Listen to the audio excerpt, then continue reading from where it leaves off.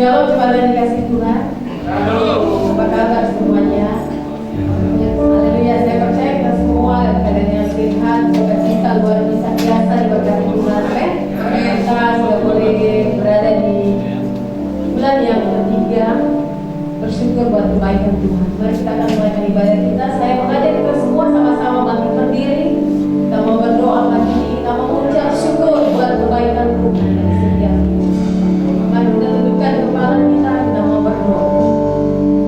Bapa, di dalam nama Tuhan Yesus, kami bersyukur pagi ini Tuhan, buat kasih-Mu, buat kebaikan-Mu, buat anugerah-Mu, rahmat-Mu yang begitu besar bagi setiap kami, sehingga kami boleh berada di bulan Maret ini Tuhan, semua karena anugerah-Mu Bapa. Terima kasih Tuhan, kami akan mulaikan ibadah kami di pagi ini Tuhan.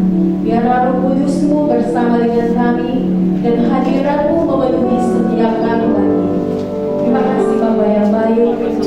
Biarlah Engkau hadir bersama dengan kami pagi ini. Dalam nama Tuhan Yesus kami mengucap syukur. Haleluya. Sama-sama katakan amin. Kita masih tetap berdiri. Kita akan mendeklarasikan Mazmur 91 dan Pentakosta yang ketiga. Multimedia boleh bangkit. Sama-sama kita baca Mazmur 91 ayat 1 sampai ayat yang ke-16. Dengan ketiga kita mulai. 1, 2, 3.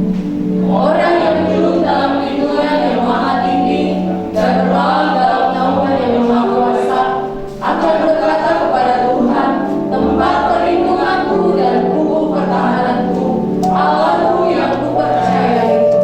Sungguh Dialah yang akan melepaskan engkau dari jerat penangkap burung, dari penyakit sampar yang busuk. Dengan bepaknya Ia akan melindungi engkau, di bawah sayapnya engkau akan berlindung.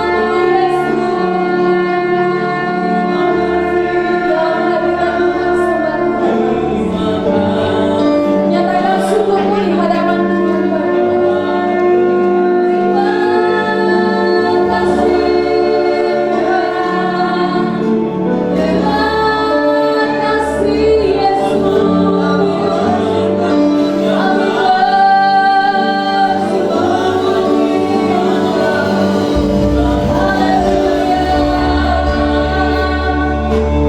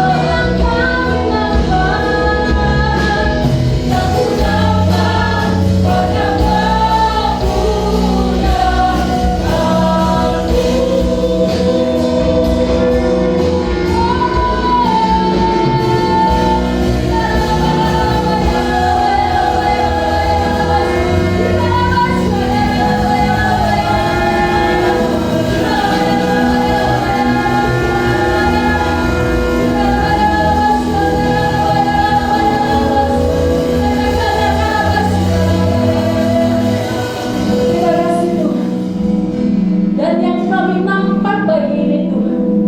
Hanya kemuliaan yang di tempat. Terima kasih Bapa. Setiap memuji Engkau di pagi dengan penuh sukacita, jemaat Tuhan sama-sama katakan amin. Sekali lagi berikan tepuk tangan yang paling meriah. Haleluya. Tuhanlah perisai bagi setiap kita. Amin.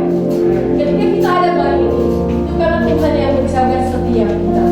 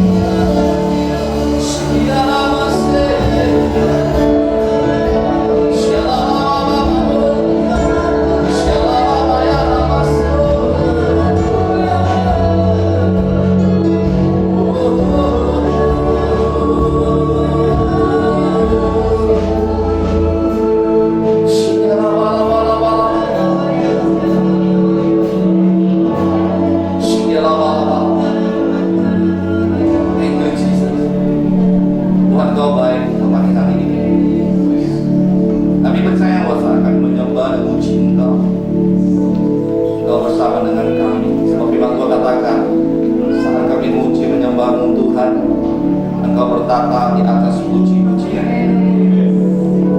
Kami percaya hari ini, pagi hari ini, di awal bulan yang baru, di bulan Maret Tuhan, kami percaya dan yakin Tuhan beserta dengan kami, beserta dengan kita. Kami percaya anugerah Tuhan yang besar memenuhi tempat ini. Setiap jemaat-Mu pagi hari ini, kami yakin dan percaya Tuhan akan menyatakan kuasa dan kemuliaan-Mu di awal bulan ini, menyertai kami dalam segala apapun yang kami lakukan, kami kerjakan. Kami percaya kami akan mengalami sesuatu yang baru dalam hidup kami. Kami akan mengalami perbedaan dalam hidup kami di awal-awal yang lalu. Kami percaya di awal bulan Maret ini ada spesial Tuhan, yang berkat Tuhan turun atas jemaat di tempat ini dalam nama Tuhan Yesus. Kami terima yang terbaik yang dari Tuhan. Kami percaya hari ini Allah nyatakan kuasa, kemuliaan dan berkat Tuhan turun bagi setiap jemaat di tempat ini. Terima kasih Bapa. Kami berkatakan Tuhan di dalam nama Tuhan Yesus, kami terima dengan iman dan percaya kami adalah orang-orang yang dipelihara oleh Tuhan. Kami sehat, kami kuat, kami dijaga, kami lindungi, kami disertai Tuhan. Dan bersama dengan Roh Kudus dalam nama Tuhan Yesus menikmati di bulan Maret yang penuh dengan berkat sukacita, berkat damai sejahtera yang Tuhan berikan bagi kita semua. Terima kasih Bapak. Terima kasih Yesus Tuhan pagi hari ini. Kami percaya Tuhan akan berbicara atas setiap kami yang sudah ada di ibadah ini Tuhan. Kami percaya, kami rindu terima berkat ini dengan kebenaran firman Tuhan. Urapi hamba-Mu untuk menyampaikan kebenaran firman Allah. Dalam nama Tuhan Yesus, kami siap untuk mendengar firman Tuhan. Haleluya. Yang siap mendengar firman Tuhan, sama-sama katakan amin. Bapak Ibu semuanya silakan duduk kembali. Shalom. Nah, sebelum kita masuk firman Tuhan, hari ini ada kedatangan anak. Mungkin satu muda untuk keluarga dari Pak Tambo Alimona yang akan menyerahkan anaknya. Ada bisa muda, bisa maju ke depan.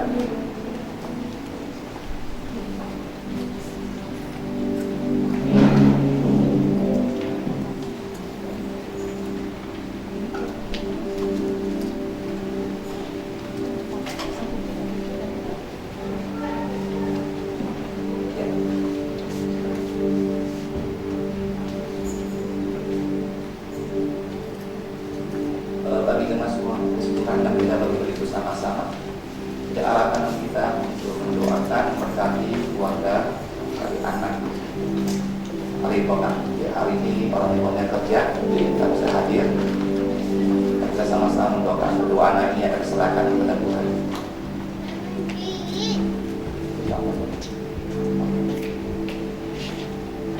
Mari kita hadir kepada Tuhan. Tuhan Yesus, terima kasih Bapa. Hari ini hamba-Mu menyerahkan anak kami yang kasihi, Israeli Natalia Alimona, dan juga anak-Mu Efraim Samuel Alimona, ke dalam nama Bapa, ke dalam anak, dan kepada Roh Kudus yang Tuhan mengasihi kedua anak ini. Kami serahkan kepada Engkau Tuhan. Hari ini kedua anak ini kami serahkan ke dalam tangan Tuhan Yesus Kristus.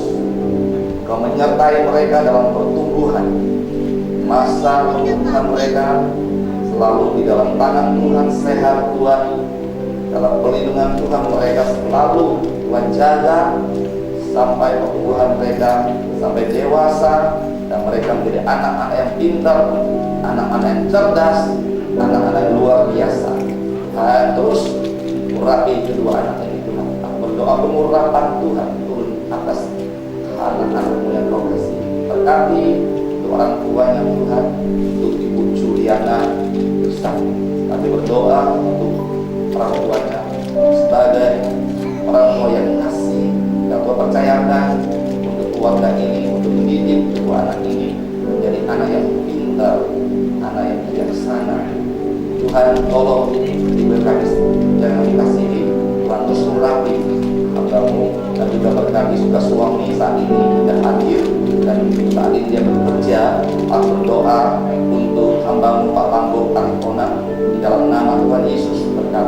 pekerjaannya, berkati dia sebagai kepala IPA yang bertanggung jawab atas rumah tangga ini, menjadi orang tua yang Tuhan percayakan untuk membangun suatu rumah tangga yang penuh dengan damai sejahtera, penuh harapan dan Tuhan.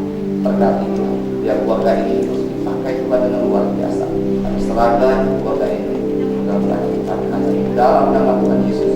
Kami berdoa dan mengucap syukur. Haleluya. Amin. Silakan dulu Bapak Ibu semuanya.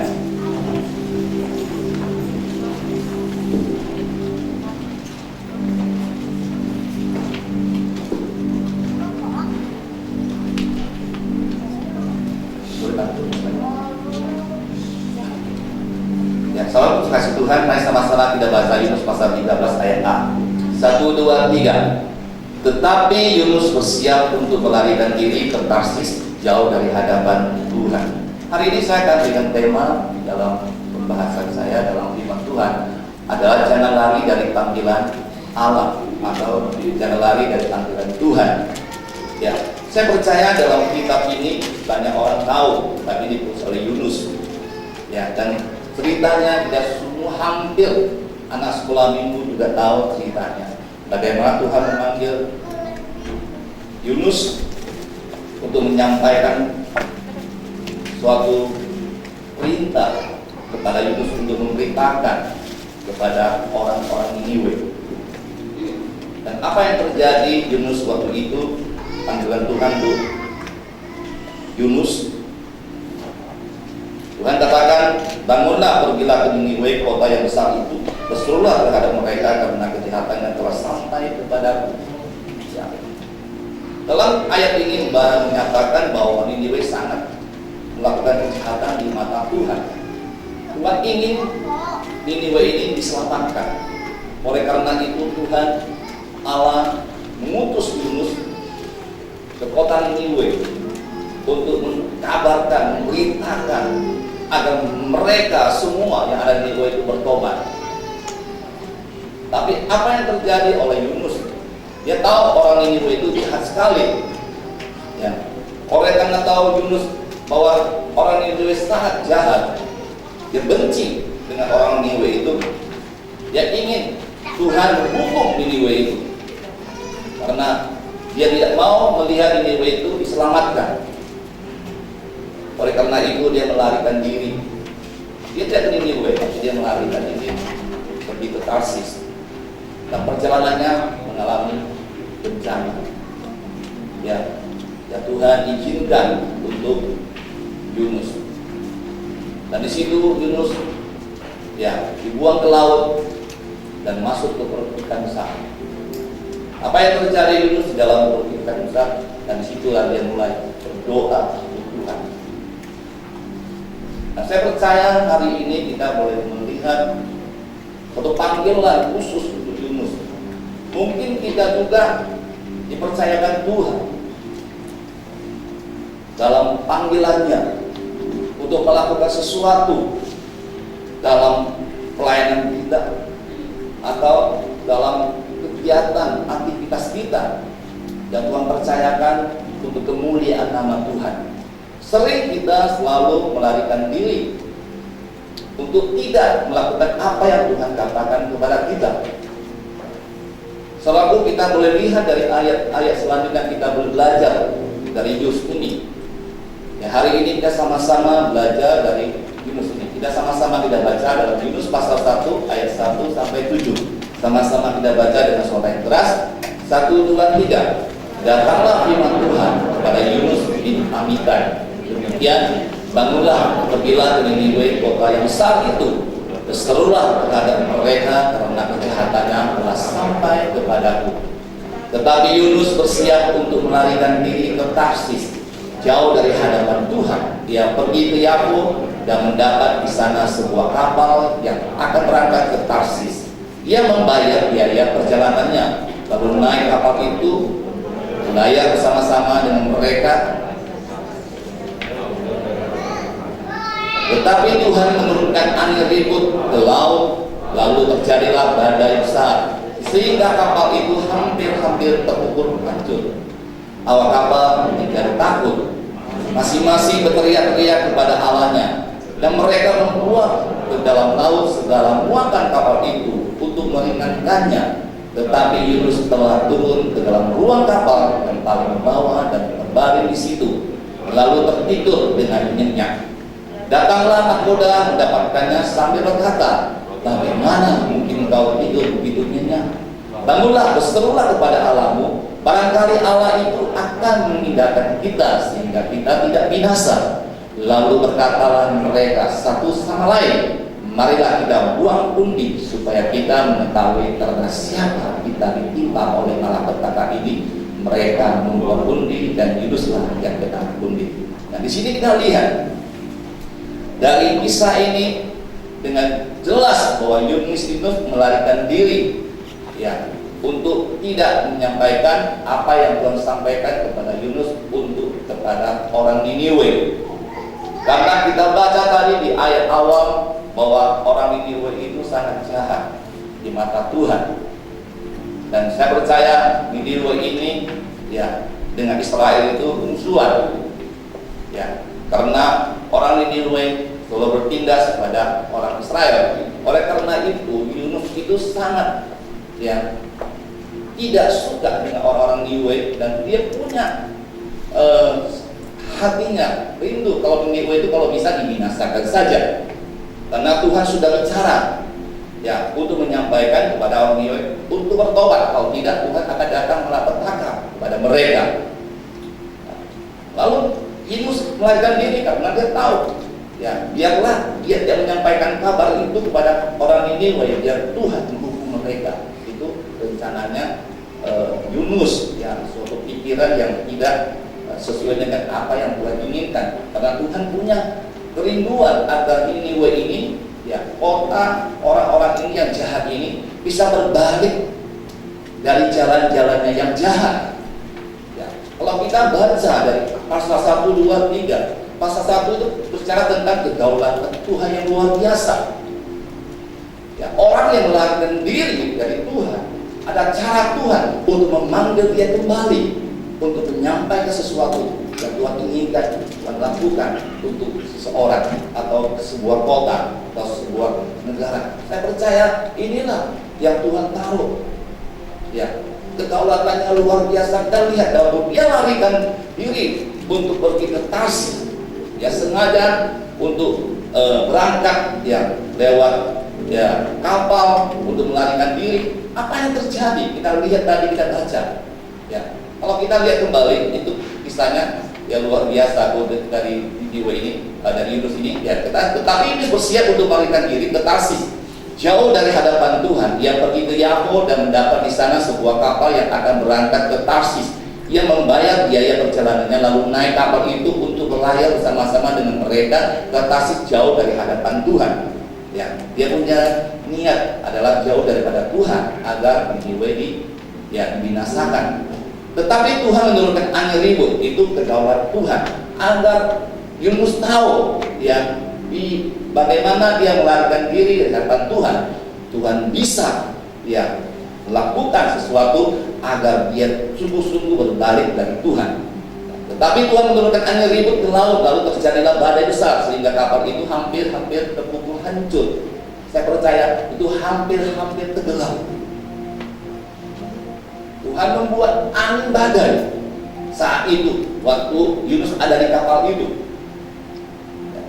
Dia membuat angin badai datang untuk membuat kapal itu hampir-hampir tenggelam. Dan apa yang terjadi selanjutnya? Awak kapal menjadi takut, masing-masing berteriak kepada Allahnya, dan mereka membuang ke dalam laut segala muatan kapal itu untuk meringankannya. Tetapi Yunus telah turun ke dalam ruang kapal yang paling bawah dan berbaring di situ, lalu tertidur dengan nyenyak. Lihat, keadaan situasi yang sangat, ya, yang membahayakan. Orang-orang sibuk karena ketakutan waktu kapal ini sudah mau tenggelam, dan mereka berusahakan semua barang-barang yang ada di kapal itu dibuang ke laut agar kapal ini menjadi agak ringan, ya, dan kejadian itu tidak akan sampai ke tenggelam. Dan semua orang-orang di dalam kapal itu, ya, mereka tidak mengenal Tuhan. Ada Yunus tentunya lah. Ada ada nabi yang Tuhan panggil untuk mengabarkan, memberitakan pada orang-orang Niniwe. Dan dalam kapal itu semua mereka menyebut alam mereka. Mereka berseru dengan alam mereka. Ya. Dan apa yang terjadi? Yunus santai saja. Justru dia menikmati tidurnya nyenyak. Ya, luar biasa. Kalau pegang ombak dan kencang udah gak bisa tidur. Tapi dia santai aja, turun ke dalam dan menikmati tidurnya nyenyak. Ya. Kalau kita ini nggak pernah duduk di kapal, saya percaya kita nggak jarang duduk di kapal atau tinggal di dalam kapal. Ya, ombak sedikit aja kita pusing ya. Itu udah mulai muntah-muntah. Ya, karena ya saya pribadi sendiri sering ke pulau-pulau.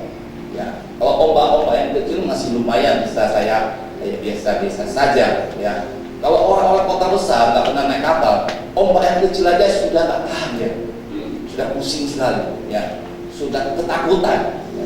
Kalau kita ini kalau ombak yang kita 2 meter, 3 meter, kita masih kayak santai-santai saja, itu biasa. Ya. Tapi kalau orang-orang yang nggak pernah duduk kapal laut, ya, jadi mereka hanya naik transport darat saja. Ya, waktu dia naik kapal, dia akan terheran-heran, ngeri kali ya. Ya, dulu saya masih percaya ya kesaksian. Nah, dulu Pak Anen pertama kali datang ke Tanjung Balai, ya, diutus penggembalaan di Tanjung Balai. Beliau ini kan dulu kan di Jawa, jarang naik kapal, ya. Termasuk ya, benar sudah nggak pernah ya naik kapal laut ya. Waktu dia dipindahin ke Tanjung Balai, waktu sama-sama pelayanan sering Batam Balai. Waktu di pertama kali naik dari kapal dari Batam ke Balai, dia baru kaget. Wah, ombaknya besar kali ya. Dulu kan nggak ada kapal feri, yang ada speed kan. Kalau ombak kencang itu goyangnya luar biasa, bisa tinggi sekali. Kadang-kadang itu air gelombang itu naik sama kapal, dan hanya air saja. Nah, waktu itu sama lah naik kapal. Itu sampai dia tegang apa? Kursi kapal itu tegang sekali. Dia bahasa apa? Berantakan, masyarakat ketakutan ya, karena ombaknya gede. Jadi kita ini duduknya santai saja, tidur bisa enak gitu. Dia nggak santai, yaitu rasa nggak nyaman, ya. Karena dia nggak pernah duduk kapal lagi, duduk kapal ya. Ya, jadi rasanya lihat ombak ini berdiri itu kencang sekali, ngeri kali gitu ya. Udah aneh, nah itu biasa-biasa saja. Ini ombak yang kecil Pak, masih ada ombak yang lebih kecil lagi, itu biasa. Masa sih ngeri kali kan? Luar biasa kalian pelayanan di pulau-pulau. Kelamaan Pak Anies sudah kebiasaan ya untuk menghadapi ombak yang besar gitu. Karena dia sering-sering ya. Saya percaya kalau kita ini menghadapi satu bahaya, kalau seperti kita di laut, apa yang sudah mau tenggelam, saya percaya kita tidak bisa tidur. Saya pernah sekali waktu kejadian, masih ingat Dumai tahun berapa ya, saya lupa, itu tenggelam dan banyak yang meninggal kan itu. Waktu Dumai tenggelam kapalnya, besok harinya saya pulang dari Batam ke Balai, itu ombaknya masih gede. Ya, kami naik Batam Cik, masuk mau ke Balai. Waktu dia keluar dari Batam, nggak bisa lewat, putar balik lagi pulang ke Batam, ganti kapal yang satu lagi, mungkin yang agak besar lagi, masuk lagi, tak bisa lewat lagi karena ombaknya terlalu tinggi. Saya pun ngeri juga, pernah saya lihat ombak setinggi itu selama saya lewat naik kapal ke pulau-pulau dari sampai itu apa para orang kapal itu bilang tenang, tapi pakai baju pengaman dulu. Aku bilang pakai safety baju ini, aku sudah siap-siap lah, aku bilang kan, siap-siap tenggelam gitu kan. Itu semua ketakutan, semua teriak-teriak di kapal, semua mungkin ada yang rasa takut, udah teriak. Bagaimana untuk berdoa lagi saya nggak tahu ya. Saya tetap tenang. Dan takut nggak? Takut, masih takut lah ya. Tapi tidak seperti mereka teriak-teriak ya. Sekali lagi saya pernah dari Malaysia, pulang dari Malaysia ke Tanjung Balai. Kami keluarga besar, nantinya kita pulang dari Malaysia, keluarga kami sama teman-teman kita ya. Kita pulang dari Malaysia, itu kapalnya kecil sekali. dan ombak itu kencang sekali. Yang di kapal itu semua ada banyak orang-orang yang dari seberang kita. Waktu ombak itu kencang, kapal itu tidak bisa jalan. Itu semua di tengah laut itu sudah kapal itu sudah goyang-goyang dan dari semua pada teriak-teriak. Semua doa mereka semua keluar doa-doanya. Jadi udah teriak nangis, udah aduh, aku lihat semua udah ketakutan semua. Ya, waktu itu saya memang nggak takut sih, nggak ketakutan karena aku lihat karena kapal ini masih bisa berjalan ya. Karena ombak kencang, yang paling penting kapal ini mesinnya jangan berhenti, mati. Kalau mati bahaya ya. Kalau lagi mesinnya bisa berjalan, itu aman ya.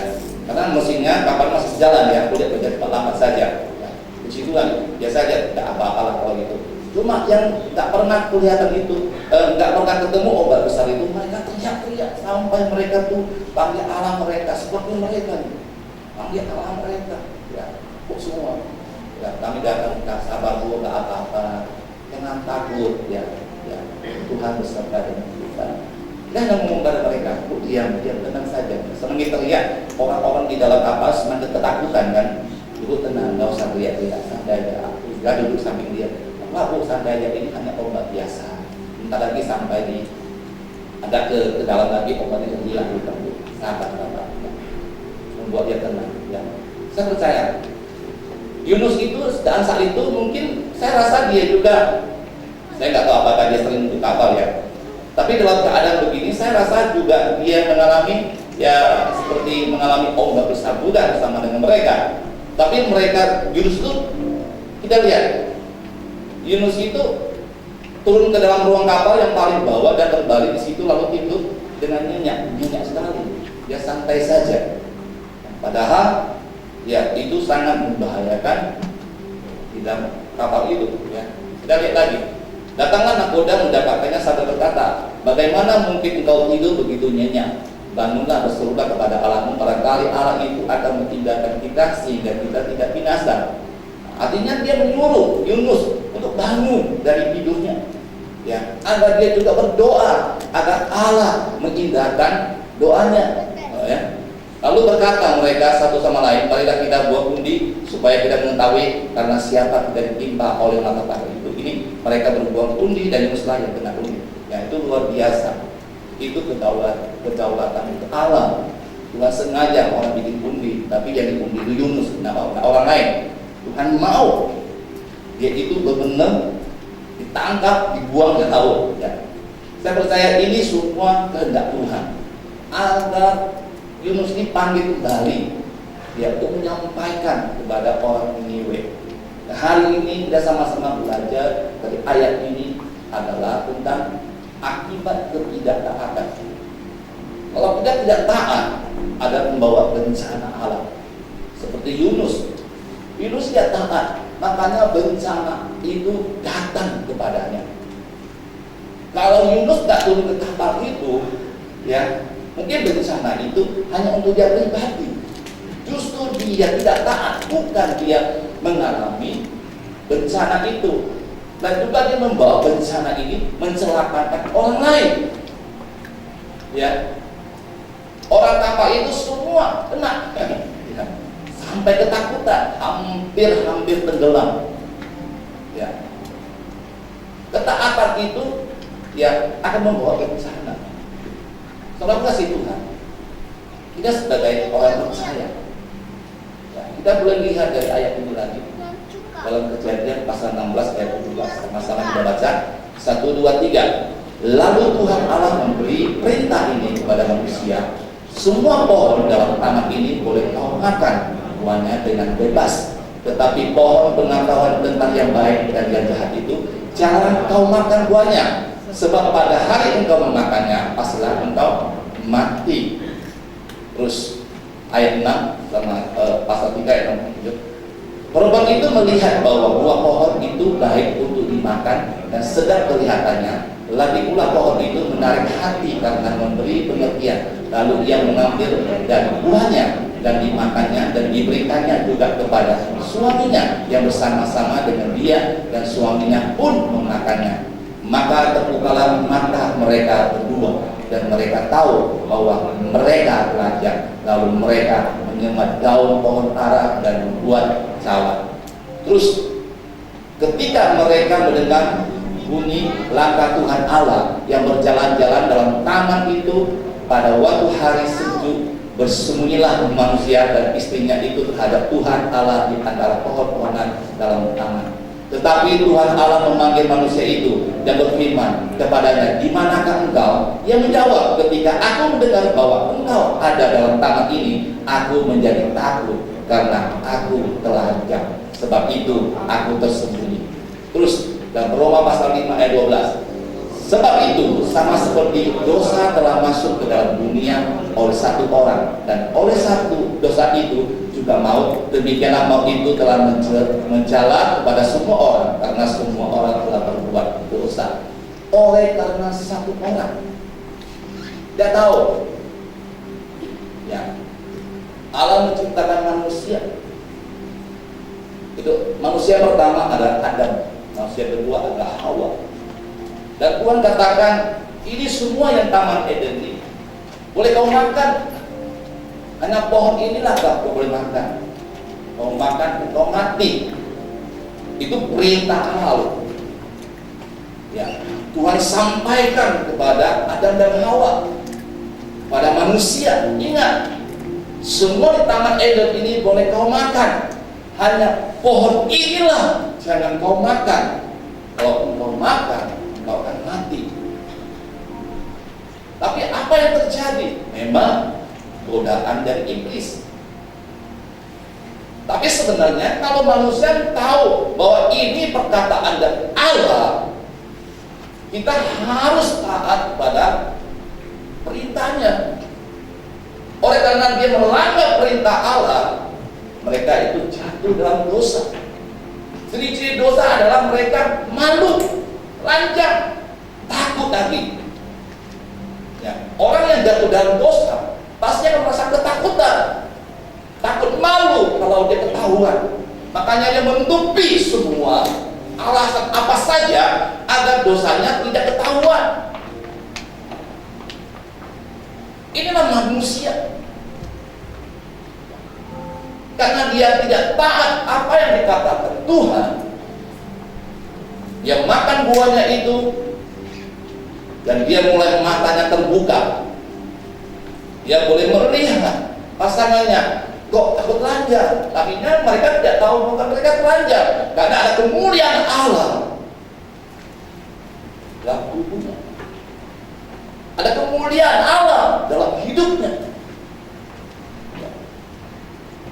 Karena dia makan buah itu, melanggar perintah Allah. Bukan buahnya itu salah, karena perintah Allah itu dia tidak mendengar dan tidak taat. Dia melanggar perintah itu, dan resikonya itu jatuh dalam dosa. Dan mereka diusir dari taman Eden. Apa yang terjadi? Sampai hari ini katakan Roma pasal 5 ayat 12 dengan jelas. Sebab itu sama seperti dosa telah masuk ke dalam dunia oleh satu orang. Oleh satu orang, Adam. Ya. Istrinya suruh makan, dia makan. Sebagai kepala keluarga, imam, itu semua adalah otoritas dari dia sendiri. Dia bisa pilih tidak, jangan. Ini Tuhan katakan nggak boleh makan. Dia harus berani menolak. Tapi dia sebagai kepala imam, sebagai suami, tapi dia mendengar apa yang dikatakan oleh istrinya. Justru istrinya sudah salah. Dia rasa jangan dong. Tuhan katakan, wah ini nggak boleh makan. Dia makan, dia mati. Oleh karena itu kita tahu orang yang melanggar perintah Tuhan, tidak taat kepada Tuhan, adalah resikonya. Bapak Ibu semuanya, kita punya keluarga. Kita sebagai suami, kepala imam, punya otoritas. Oh, kita dekat dengan Tuhan. Saya percaya apa yang disampaikan oleh Tuhan, dan mendengarnya, kita respon. Artinya orang yang respon adalah taat melakukan apa yang dikatakan Tuhan. bukan hanya sekedar mendengar, tapi dia melakukan. Iblis itu pintar sekali. Pintar itu, iblis tidak langsung membunuh, tapi pelan-pelan menggodai. Dia bisa apa istri kita. Ya, saya bukan bilang istri kita iblis, enggak. Karena iblis itu pintar caranya, trik-triknya, dia pintar untuk masuk istri dulu. Makanya dia lewat Hawa dulu. Ya, karena ibu-ibu itu kan suka dari matanya melihat sesuatu yang indah, tertarik. Ya, saya kalau wanita itu kan katanya sering rusak kenapa? Kalau lihat online murah, di online buka istri murah ya, itu murah dan diskon lagi, ayo beli. Ya, tapi nya jadi terikatnya terus gesek terus, tak terasa. Memang wanita kalau dia nggak gitu sudah lihat, banyak ibu-ibu bilang mau pesta, buka pintu lemari. Aduh, kok gak ada baju ya? Saya lihat mana bajunya? Wis, bajunya gitu banyak, ada baju.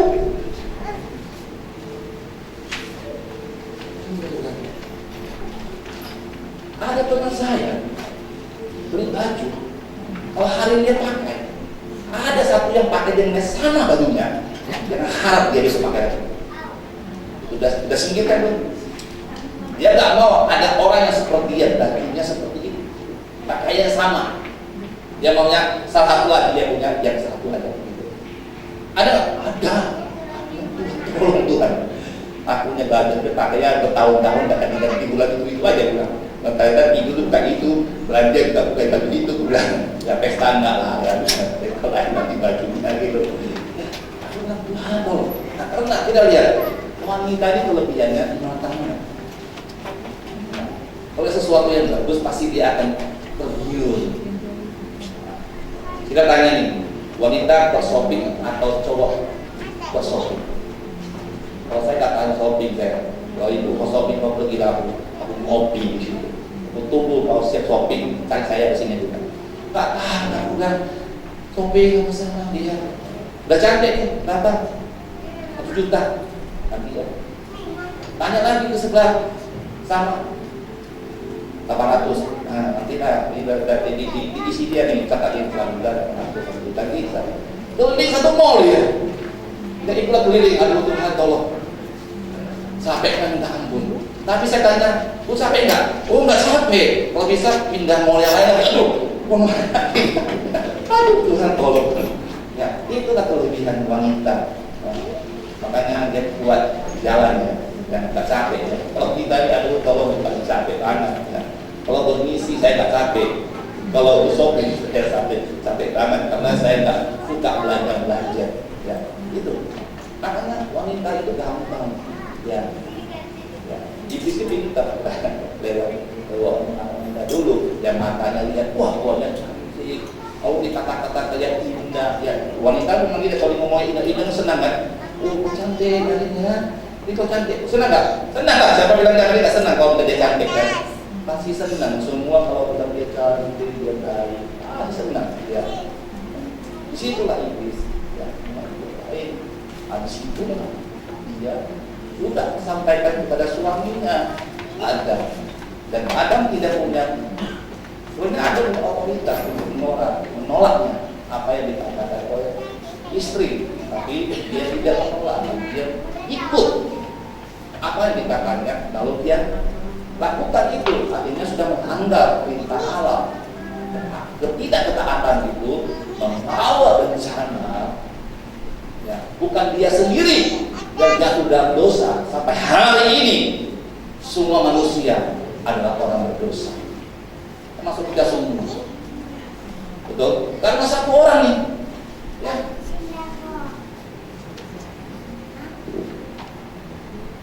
Dan oleh dosa itu juga mau, dosa itu mau. Ya. Demikianlah maut itu telah menjalar kepada semua orang, karena semua orang telah berbuat dosa. Semua orang ya, bukan sebagian orang. Semua orang sudah berbuat dosa. Bapak Ibu semuanya, saya Saya masih ingat waktu kami punya anak dua, Stella dan Steffi. Mereka sering main di rumah bersama-sama. Anak ini nggak pernah ada kita sampaikan kata-kata yang negatif kepada anak ini. Kita pun jarang waktu dia kecil nggak kasih nonton film-film yang ya di luarnya ya yang sehat lah. Ya, maksudnya yang nggak sehat, yang film-film nggak sehat kami dia kasih nonton. Ya. Lo anak ini kok bisa bohong? Padahal dia udah makan makanan yang kakaknya. Kalau saya tanya, makanan saya nggak tahu ya, bukan saya makan kan? Nah, dia ada benih di dalam manusia. Sejak dia lahir, dosa itu sudah ada dalam dirinya.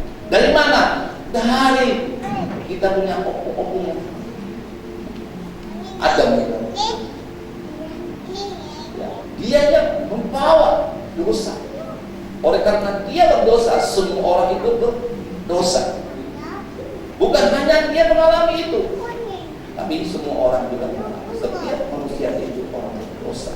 Tidak ada manusia yang benar dengan Tuhan. Makanya kita perlu ketaatan kepada Tuhan. Ada lagi, firman Tuhan katakan, ayo mengasihi musuhmu. Mungkin temanmu adalah musuhmu karena ada hal yang tentu mungkin membuat mereka tidak cocok. Nah, istrinya mulai musuh sama orang-orang itu. Ya Tuhan, ampunilah dia. Ini firman Tuhan loh, ampunilah dia. Ampunilah musuhmu. Ampunilah orang yang bersalah padamu, seperti kamu mengampuni dirimu sendiri. Mengasihi dirimu sendiri, mengampuni. Tapi Tuhan katakan mengampuni, perintah Allah dari Tuhan, mengampuni. Ada firman Tuhan disampaikan kepada kita, tapi kita tidak taat melakukannya. Mau selalu benci, ketemu dengan orang dia benci. Nanti suami ngomong cerita sama dia marah suaminya. Apa yang kau ngomong sama dia? Gue nggak senang sama dia. Kalau bisa kau yang ngomong dia, itu dah suaminya benci juga. Ya. Apa yang terjadi? Kadang-kadang ketidaktaatan kita membuat orang-orang sekitar juga tidak taat pada apa firman Tuhan. Itu libatkan dia tuh untuk musuhan dengan dia. Berapa banyak kuliah orang-orang Tuhan? Dia tahu firman Tuhan, tapi apa yang dia lakukan nggak benar. Justru juga anak-anaknya, suaminya, istrinya juga terlibat.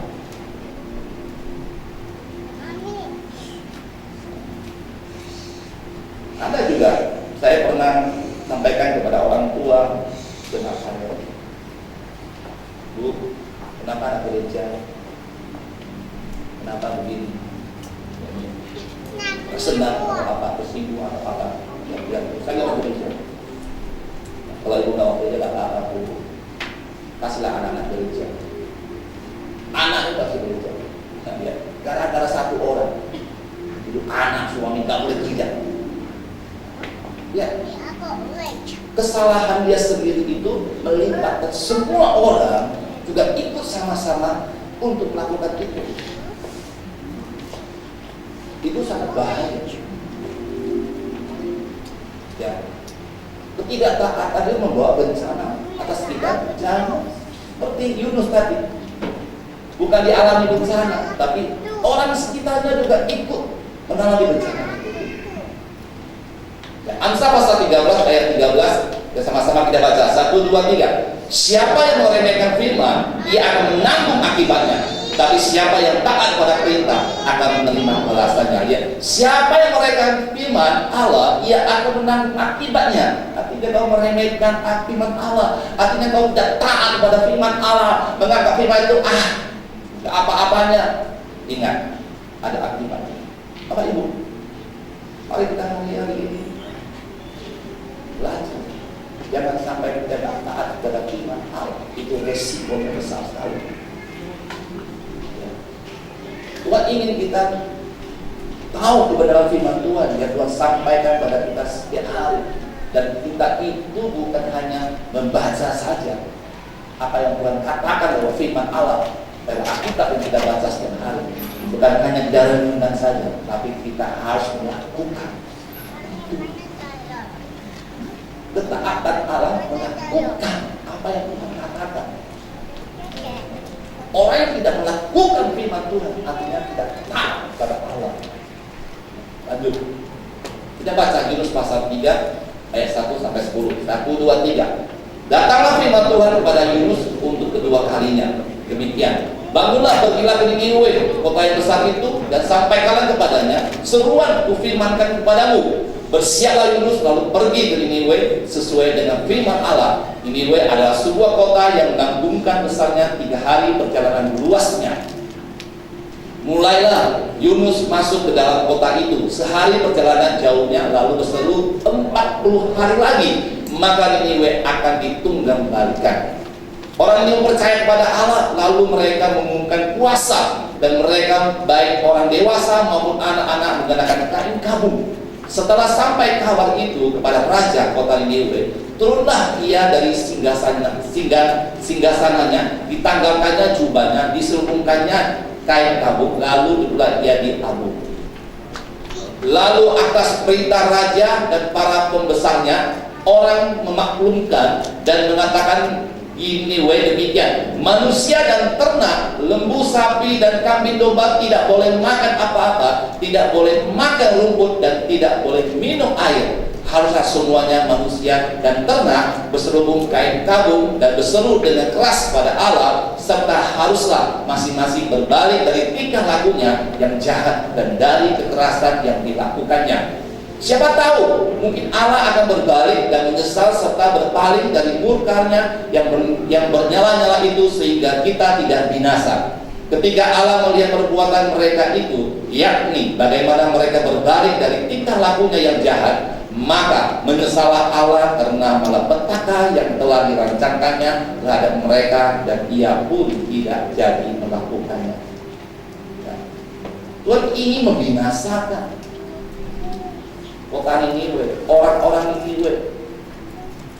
Ini kesempatan untuk Yunus yang kedua kali untuk memberitakan kepada orang-orang Niniwe agar mereka bertobat. Ya, Niniwe itu kota yang besar.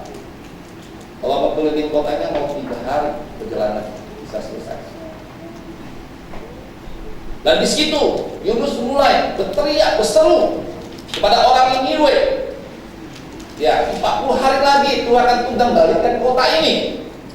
Bertobatlah. Ya. Karena kedua kali dia ini sungguh-sungguh taat pada Tuhan. Dia tidak mau larikan kiblat karena dia takut lagi masuk ke dalam perut ikan nabi. Ya. Saya percaya suatu hal yang dia masuk ke perut ikan agar dia sadar bahwa Tuhan masih mengasihi dia, masih berikan kesempatan.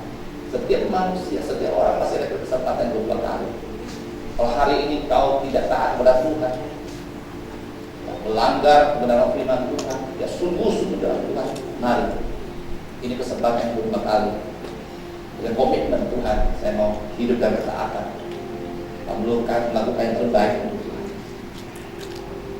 Saya percaya kita ini semua pernah melakukan yang tak benar di hadapan Tuhan, kesalahan-kesalahan kita. Karena tidak taat apa yang dikatakan oleh Tuhan. Dan pagi hari ini kita seperti Yunus diberikan kesempatan kedua kali mempercayakan kepada kita dalam kehidupan kita, dalam pelayanan kita. Mari kita lakukan dengan ketaatan apa yang Tuhan taruh dalam hati kita di tahun 2021. Ya, kita lihat waktu dia mulai sampaikan kepada orang Niniwe. Orang Niniwe itu langsung respon apa yang dikatakan oleh Yunus. Mereka mulai berpuasa.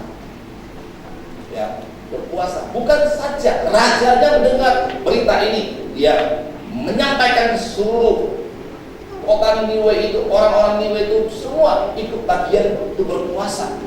Sampai ternaknya pun tidak kasih makan, artinya itu puasa juga. Luar biasa. Oleh karena mereka datang kepada Tuhan dengan kerendahan hati. Mereka mau berbalik dari jalan-jalan yang jahat. Tuhan turut mengampuni mereka. Di ayat terakhir dikatakan, ketika Allah melihat perbuatan mereka itu, yakni bagaimana mereka berbalik dari tingkah lakunya yang jahat, maka menyesalah Allah karena melakukan yang telah dirancangkannya terhadap mereka, dan ia pun tidak jadi melakukannya. Ya. Tuhan berubah pikirannya. Dia Tuhan ingin membinasakan, menghancurkan kota Niniwe oleh karena mereka mendengar apa yang dikatakan Tuhan untuk berpuasa 40 hari. Berpuasa 40 harinya merendahkan hati di hadapan Tuhan, bahwa kata Tuhan, aku orang berdosa, aku mau bertobat, aku mau sungguh-sungguh dalam Tuhan.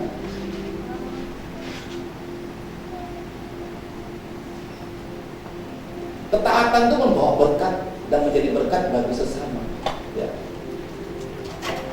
Yunus ini bawa berkat kepada orang Niniwe karena dia taat perintah Allah, sampaikan kepada Niniwe, dia taat, dia memberitakan berkat kepada mereka, membawa berkat kepada dia. Kalau hari ini Yunus tidak memberitakan apa yang disampaikan Tuhan kepada untuk Niniwe, Niniwe tidak akan tahu harus mereka berpuasa 40 hari. Karena dia taat membawa kabar baik, ya, berkat untuk mereka. Waktu mereka mendengar seruan itu dan mereka melakukan, mereka juga mendapat berkat. Orang Niniwe mendapat berkat. Artinya kota mereka tidak dibinasakan. Kota Niniwe tidak ditunggang balikan. Artinya Tuhan menyelamatkan mereka. Tuhan mengasihi mereka. Saya percaya kalau kita ketaatan, kita akan diberkati Tuhan. Bukan kita diberkati, sekeliling kita juga akan diberkati Tuhan. Oleh karena engkau memberitakan kebenaran firman Allah. Dan orang yang mendengar kebenaran firman Allah dan ikut melakukannya, orang itu akan diberkati. Anda diberkati dan sekitar orang akan menjadi berkat. Amin. Satu ayat lagi yang kita bacakan. Tetapi siapa yang taat pada perintah akan menerima balasannya. Saya percaya kalau kita taat pada Allah, pada Tuhan, akan menerima balasan. Artinya berkat Tuhan yang luar biasa.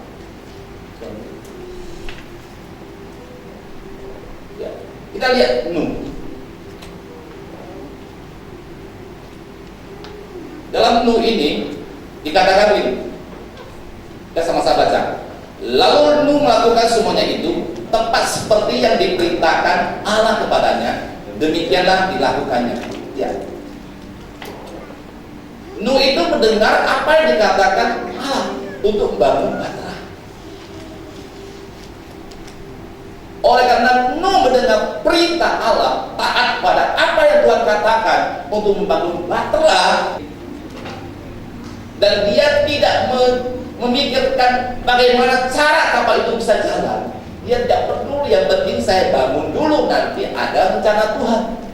Dan dia tidak terpikir hujan itu bisa turun berhari-hari sampai banjir ke permukaan bumi, sampai memenuhi bumi ini. Dia tidak terpikir seperti itu. Apa yang Tuhan lakukan, dia hanya taat apa yang Tuhan katakan, bangunlah Bahtera. Karena Tuhan ingin menyelamatkan keluarga Nuh, karena Tuhan sudah marah kepada orang-orang yang ada di waktu zaman itu. Mereka melakukan banyak dosa di hadapan Tuhan. Mereka membuat sesuatu yang jijik di mata Tuhan. Memang zaman itu zaman yang mengerikan. Hanya satulah keluarga Nuh di hadapan Tuhan itu orang yang saleh. Orang yang takut akan Tuhan. Makanya Nuh mendengar apa yang diperintah oleh Allah. Dia membangun Bahtera itu. Tahu nggak? Nuh itu dalam pembangunan Bahtera itu nggak enak loh. Keluarga mereka lagi bangun Bahtera itu, sekelilingnya orang mengejek dia, ketawain dia. Kenapa? Gak ada orang bangun kapal, ya, itu di atas bukit. ketawa-ketawain itu. Tapi Nuh tidak merespon apa yang mereka katakan, tapi justru Nuh yang merespon apa yang kata Tuhan. Nah, banyak kita hari-hari ini kita lebih banyak merespon apa yang kata orang, bukan apa yang kata Tuhan. Mari kita belajar taat apa yang dikatakan oleh Tuhan, kita lakukan saja. Jangan mendengar orang-orang dunia. Apalagi di zaman ini, ya, zaman pandemi ini, orang yang lebih suka mendengar yang di luar sana ngomong daripada mendengar suara Tuhan. Pada hari-hari ini mereka jauh daripada Tuhan. Mereka mulai berkata, Tuhan mana Tuhan? Aku ada masalah loh Tuhan, kok Tuhan gak tolong? Tuhan masih belum jawab doanya. Mereka mulai komplain dengan Tuhan. Mereka lebih percaya dengan apa yang dikatakan orang-orang dunia. Mereka mulai ikut-ikut dengan cara orang-orang dunia, bukan ikut dengan caranya Tuhan. Banyak anak Tuhan karena ada begini mereka meninggalkan Tuhan. Banyak nyesal dengan Tuhan. Tapi saya percaya orang yang sungguh dalam Tuhan, taat kepada Tuhan, pegang kepada Tuhan, saya percaya Tuhan pasti tolong kita. Tuhan pasti jawab doa kita. Ini ketaatan luar biasa. Yang tidak peduli sekitar orang-orang, mungkin kita hidup di dunia ini. Sekeliling kita ini kan orang-orang yang tidak seiman dengan kita. Akan sangat gampang pengaruh kita. Tapi kita tetap berdiri juga dalam kebenaran Allah. Apa yang Tuhan katakan, saya lakukan. Apa yang dikatakan, saya jalankan. Biar gereja jemaat tetap ini. Biarlah kita hari ini, biarpun dalam kondisi ekonomi yang tidak mengenakan, percayalah kepada Tuhan. Hidup yang berintegritas. Kalau kita hidup berintegritas seperti apa yang Tuhan sekali contoh buat kita, Yesus sekali contoh, kita percaya kita akan diangkat dengan manusia oleh Tuhan. Amin. Hiduplah kudus dan jujur di hadapan Tuhan. Nah, pada hari-hari ini orang mau cari jujur tak gampang. Saya percaya tidak orang yang percaya, orang yang mau hidup jujur di hadapan Tuhan yang sesama. Oke, terakhir Ibrani pasal 5 ayat 8 sampai 9, sama-sama kita baca. 1, 2, 3. Dan sekalipun ia adalah anak, ia telah belajar menjadi taat dari apa yang telah diberitakannya. Dan sesudah ia mencapai kesempurnaannya, ia menjadi pokok keselamatan yang abadi bagi semua orang yang taat padanya. Ya. Yesus, oleh ketaatannya, ya,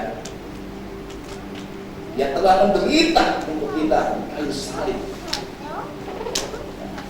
Dan ia menjadi pokok keselamatan yang abadi. Oleh karena satu orang pengorbanannya untuk semua manusia, orang yang percaya pada Dia, Yesus Kristus, orang itu diselamatkan. Pengorbanan satu orang saja cukup untuk semua orang. Dia taat pada Bapa. Mari kita belajar kepada Tuhan Yesus, taat pada Bapa. Memang Dia datang ke dunia ini untuk menyelamatkan manusia. Dia harus korban. Dia harus menjalan dalam penderitaan Dia di kayu salib. Dia bisa nggak bilang aku nggak mau, boleh aja dia ngomong. Tapi dia harus menggenapi firman Allah, apa yang dikatakan Bapa, dan dia taat menjalaninya. Oleh karena dia taat menjalaninya, hari ini kita orang yang berbahagia. Amin. Kita orang berbahagia, kita mendapat keselamatan itu, karena pokok keselamatan itu ada dari Yesus Kristus Tuhan. Amin. Keselamatan yang abadi. Ya, hari ini saya tidak berpanjang iman Allah pada hari ini, hanya tidak belajar tentang ketaatan. Taat itu ngomong gampang, Taat dari bahasa ke kiri ke kanan itu juga bahasanya taat, tidak ada dengan kata yang lain. Kalau dari atas ke bawah ke susun TAAT, dan bawah ke baca juga taat, dari atas juga taat, tidak bisa dengan bacaan dengan cara yang berbeda, tetap taat. Jadi artinya mau gak mau kita sebagai anak Tuhan harus apapun yang kita hadapi tetap taat kepada firman Allah. Katakan amin. Mari kita bangkit bersama-sama. Kita sudah berjalan kudus. Mungkin Bapak Ibu yang masih belum dapat hosting berangkat tangan, nanti klien kita akan menyediakan dan memberikan. Ada yang tidak ada masih belum dapat hosting, kita katakan.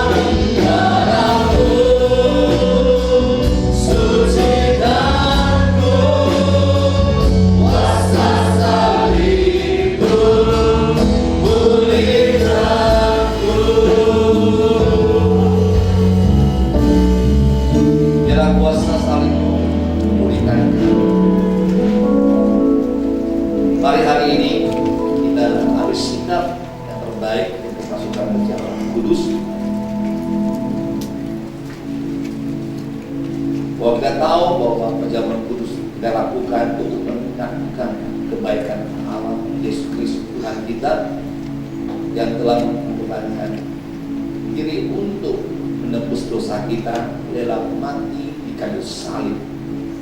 Dialah satu-satunya pokok keselamatan yang abadi buat kita. Mari kita sama-sama ambil sikap yang terbaik untuk kemuliaan nama Tuhan. Sebab apa yang telah aku teruskan kepadamu telah aku terima dari Tuhan, yaitu bahwa Tuhan Yesus pada malam waktu ia diserahkan mengambil roti dan sesudah itu ia mengucap syukur Atasnya ia memecahkannya dan berkata, inilah tubuhku yang diserahkan bagi kamu. Perbuatlah ini menjadi peringatan akan aku. Mari kita mengambil roti di tangan kanan dan angkat tangan kiri di hadapan Tuhan. Bukankah roti yang kita pecah-pecahkan adalah persetujuan dengan tubuh Kristus? Katakan amin. Mari kita makan di dalam nama Tuhan Yesus Kristus.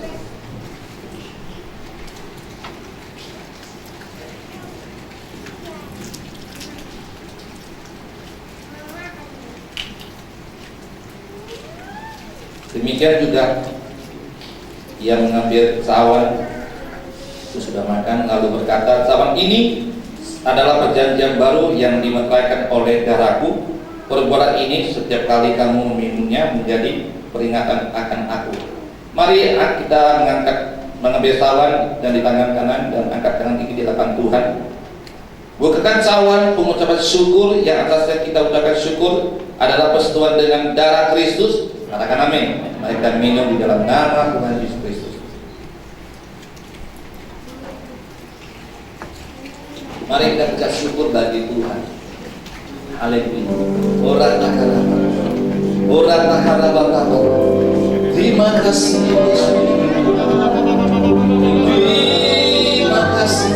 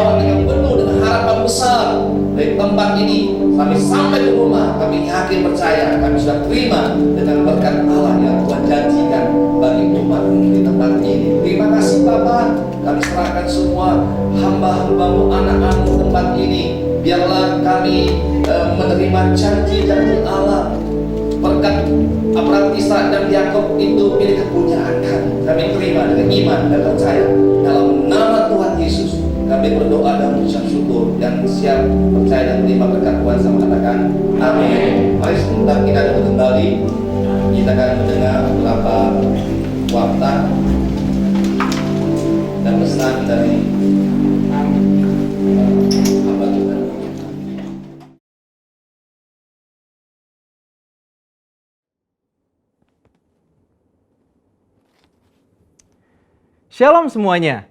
Di dalam Voice of Pentecost hari ini, kita akan membahas seorang tokoh yang luar biasa di dalam Alkitab. Dia adalah Musa. Terbukti 65 kali Alkitab mencatat bahwa Tuhan berbicara dan berfirman kepada Musa. Dan tidak ada nabi lain di dalam Alkitab yang sama seperti Musa. Nah, bukankah sebagai seorang percaya kita rindu untuk terus intim dan dapat bercakap-cakap dengan Tuhan? Karena itu, mari kita sama-sama mempelajari beberapa kualitas dari seorang nabi yang sangat menginspirasi dari zaman ke zaman secara singkat. Yang pertama, Musa memilih hidup dalam kebenaran. Dalam Ibrani 11 ayat 24-26 dijelaskan, karena iman, maka Musa setelah dewasa menolak disebut anak putri Firaun. Karena ia lebih suka menderita sengsara dengan umat Allah daripada untuk sementara menikmati kesenangan dari dosa. Ia menganggap penghinaan karena Kristus sebagai kekayaan yang lebih besar daripada semua harta Mesir. Sebab pandangannya ia arahkan kepada upah. Yang kedua, Musa rela diproses Tuhan. Setelah Musa melarikan diri dari tanah Mesir, ia hidup dengan sangat berbeda di tanah Midian sebagai pendatang. Selain itu, Musa juga mengalami perjumpaan pribadi dengan Tuhan dan mengenal Allah secara pribadi. Pengalaman-pengalaman ini adalah proses yang Musa jalankan untuk mempersiapkan dirinya menjadi pemimpin atas umat pilihan Tuhan. Musa meresponi perintah Tuhan untuk membawa dan mengajar bangsa Israel hidup dalam destiny yang sudah Tuhan tetapkan, yaitu menjadi bangsa yang sulung, yang akan beribadah kepada Tuhan dan yang akan melahirkan juru selamat. Musa sadar bahwa kehidupan dan apapun yang ia miliki adalah untuk menghidupi panggilannya. Yang ketiga, Musa taat penuh kepada Tuhan. Ketaatan adalah suatu ciri khas kepemimpinan dan gaya hidup dari Musa. Saat ia menerima perintah atau firman dari Tuhan, ia akan sampaikan kepada banyak orang. Dan setelah itu, ia pastikan agar perintah itu dilakukan dengan baik. Dalam berbagai kesempatan, Musa hanya mau mengambil tindakan jika memang Tuhan perintahkan demikian. Ini adalah suatu sikap penundukan diri yang luar biasa kepada Tuhan. Musa selalu menempatkan Tuhan sebagai pemimpin utama atas bangsa Israel, dan ia sebagai hambanya. Yang keempat, Musa selalu ingin adanya penyertaan Tuhan. Ketika bangsa Israel melakukan penyembahan kepada patung lembu emas, Tuhan memutuskan bahwa ia tidak akan berjalan bersama bangsa Israel ke tanah perjanjian, tetapi malaikat yang akan menuntun mereka. Apa reaksi Musa? Dia menolak untuk dituntun oleh malaikat, tetapi hanya mau dituntun oleh Tuhan. Musa bahkan menolak untuk disuruh berangkat dari padang gurun Sinai ke tanah perjanjian jika bukan Tuhan sendiri yang memimpin dia dan bangsa Israel. Musa menunjukkan bahwa bagi dia, penyertaan Tuhan adalah segala-galanya. Yang kelima, Musa mengejar hadirat Tuhan sekalipun ada resiko. Musa pernah meminta untuk melihat Tuhan di dalam kemuliaannya. Pada zaman itu, permintaan ini sangat beresiko, karena siapapun yang melihat Tuhan beresiko mati, karena karya salib Kristus belum terjadi. Pendeta Tommy Tenney dalam buku God Chaser menuliskan bahwa jika kita ingin benar-benar melihat Tuhan, kita harus siap mati. Mati atas keinginan duniawi, mati atas hasrat dosa, dan hidup bagi Kristus. Yang keenam, Musa bersyafaat bagi bangsanya. Salah satu tindakan Musa ketika Tuhan begitu marah kepada bangsa Israel yang melakukan dosa adalah dia bersyafaat bagi bangsa Israel. Bersyafaat artinya berdiri di hadapan Allah, memohonkan doa secara sungguh-sungguh bagi orang-orang tertentu. Tindakan syafaat Musa akhirnya membuat Tuhan mengubah keputusannya. Kita sebagai umat percaya perlu bersyafaat bagi bangsa kita. Yang ketujuh, Musa memiliki hati yang lembut. Bilangan 12 ayat 3 menuliskan bahwa Musa memiliki hati yang sangat lembut. Sekalipun waktu itu Miriam dan Harun mengatai Musa, tetapi dia memilih diam. Sehingga tidaklah mengherankan jika Tuhan begitu membelanya. Dan pembelaan yang sama Tuhan pasti berikan kepada setiap kita yang mau memiliki hati yang lembut. Yang kedelapan, Musa mengimpartasi apa yang dia terima dari Tuhan. Musa meneruskan apa yang ia terima dari Tuhan kepada orang-orang yang ada di bawahnya. Musa mengajari Yosua semua hal yang telah ia terima dari Tuhan, termasuk mengimpartasikan kepenuhan roh untuk mempersiapkan Yosua menjadi penerusnya. Jadi, kita sudah mendengar kualitas Musa yang patut kita contoh. Kita percaya saat kita melakukan apa yang Musa lakukan, maka kita pun akan menerima berkat yang sama. Biarlah di tahun integritas ini kita senantiasa selalu berusaha menjadi pribadi yang lebih baik. Saudara, untuk penjelasan lebih lengkapnya dari tim teologi kami, jangan lupa buka link yang ada di atas atau scan QR Code yang tersedia. Salam integritas, Tuhan Yesus memberkati.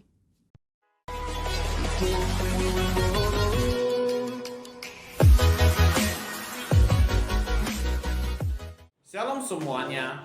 Pengumuman kita minggu ini antara lain yang pertama, pada hari Selasa sampai hari Jumat ada menara doa bersama tim office jam 10 pagi di ruang doa lantai 1 GBI TBK. Bagi jemaat sekalian yang tidak bisa mengikuti menara doa pada jam tersebut, kami mengimbau untuk meluangkan waktu tersendiri untuk memasuki menara doa di ruang doa lantai 3 GBI TBK. Pada hari Rabu, ada latihan musik bersama tim PPW jam 7 malam di GBI TBK. Kami juga mengajak bagi saudara-saudari sekalian yang rindu untuk belajar musik bisa bergabung dalam latihan musik ini. Pada hari Kamis, ada doa terobosan jam 7.30 malam di lantai 2 GBI TBK. Dan pada hari Sabtu ada doa puasa jam 10 pagi bertempat di ruang doa lantai 1 GBI TBK.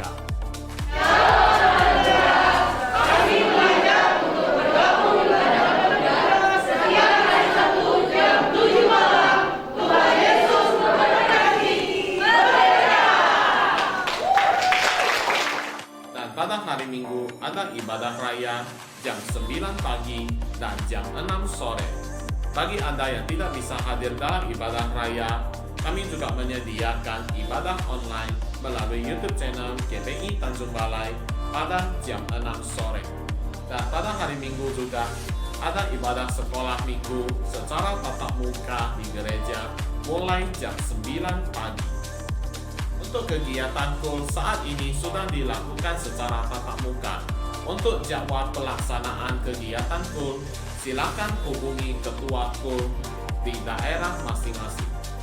Gereja GBI TBK akan membuatkan kartu anggota jemaat. Oleh karena itu, kami meminta jemaat sekalian untuk mengisi formulir biodata seperti ini. Apabila Anda belum mendapatkan formulir ini, silakan hubungi Ibu Lulu, Ibu Putri, Amos, ataupun anggota tim office yang lainnya. Firman Tuhan dalam Matius pasal 5 ayat 16 berkata, "Demikianlah hendaknya terangmu bercahaya di depan orang, supaya mereka melihat perbuatanmu yang baik dan memuliakan Bapa yang di surga." Jadi apa yang kita terima daripada Tuhan, marilah kita gunakannya baik berkat maupun lakukan firman Tuhan untuk memberkati setiap orang-orang yang ada di sekitar kita, termasuk orang-orang yang kita kasihi. Marilah kita menjadi terang bagi mereka. Tuhan Yesus memberkati.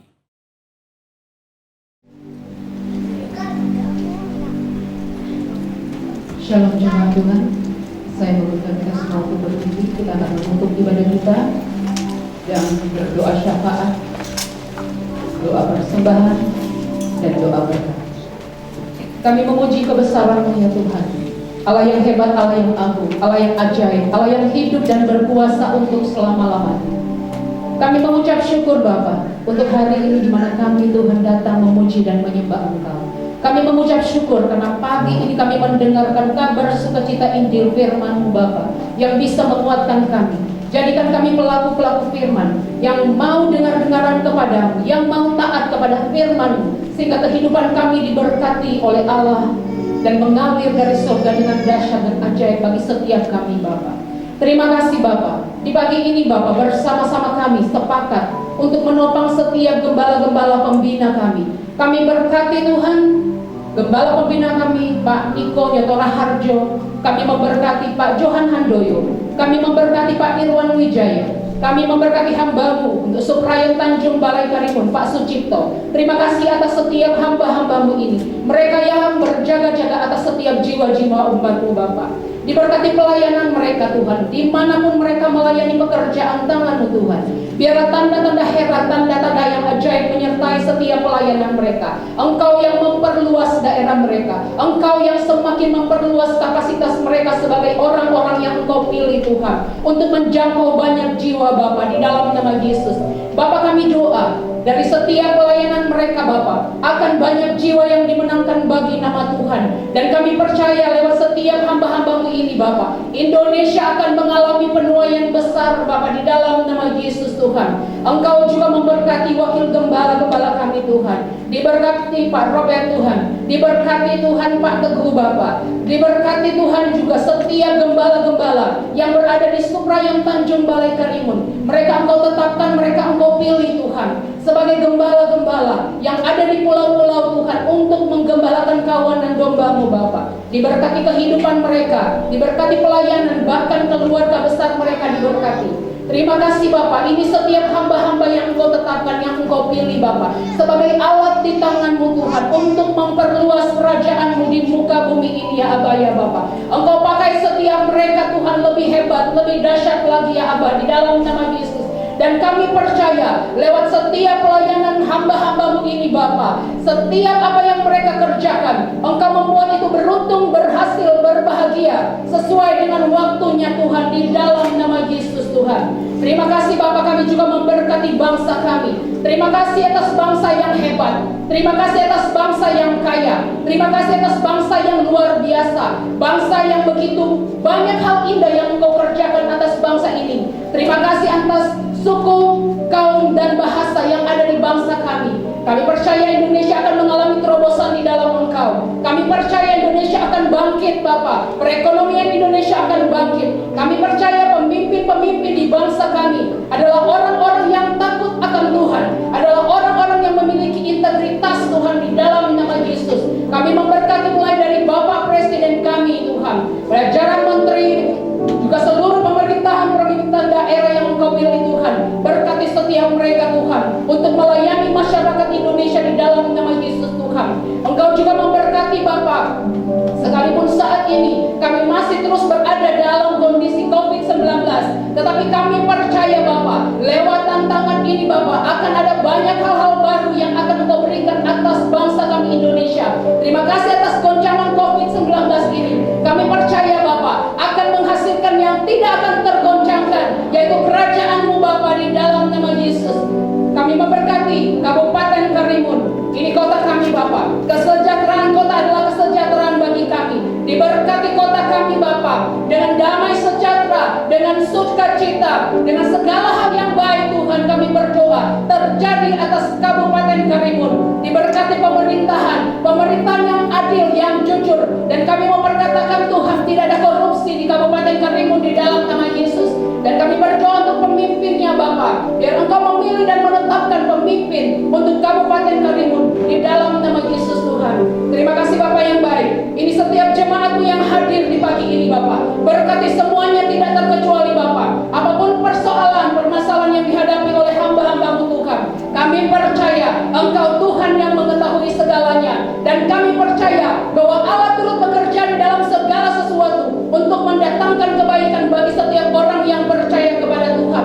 Terlebih khusus kami doa di pagi ini Tuhan, kami berdoa untuk saudara kami Bang Resa Tuhan. Biarlah ada mujizat yang Engkau nyatakan hari ini, di pagi ini. Ada hal yang ajaib Engkau kerjakan, tetapi sepenuhnya kami serahkan hanya ke dalam tangan Tuhan. Terjadilah kehendak-Mu atas kehidupan Bang Resa, di dalam nama Yesus Tuhan. Terima kasih Bapak, terima kasih Tuhan. Kami juga akan memberikan persembahan kami yang terbaik, hanya kemuliaan nama Tuhan.